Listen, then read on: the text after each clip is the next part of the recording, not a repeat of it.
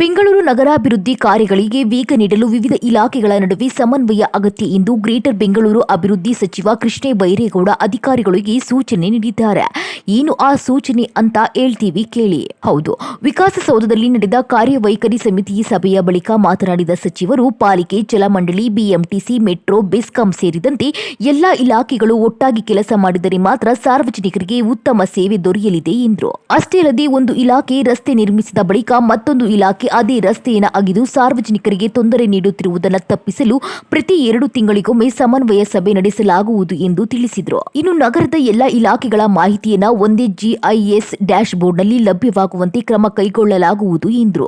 ಅಷ್ಟೇ ಅಲ್ಲದೆ ಇದೇ ವೇಳೆ ಪಾದಚಾರಿ ಮಾರ್ಗಗಳ ಒತ್ತುವರಿ ತೆರವು ಕಾರ್ಯಾಚರಣೆ ಪ್ರಮುಖ ರಸ್ತೆಗಳಲ್ಲಿ ಮುಂದುವರಿಯಲಿದೆ ಎಂದು ಸ್ಪಷ್ಟಪಡಿಸಿದರು. ಒಟ್ಟಾರೆ ಬೆಂಗಳೂರು ನಗರ ಅಭಿವೃದ್ಧಿಗೆ ಇಲಾಖೆಗಳ ಸಮನ್ವಯವೇ ಪ್ರಮುಖ ಅಸ್ತ್ರವಾಗಿದ್ದು, ಹೊಸ ಕ್ರಮಗಳು ಎಷ್ಟರ ಮಟ್ಟಿಗೆ ಫಲ ನೀಡಲಿವೆ ಎಂಬುದನ್ನು ಕಾದು ನೋಡಬೇಕಾಗಿದೆ.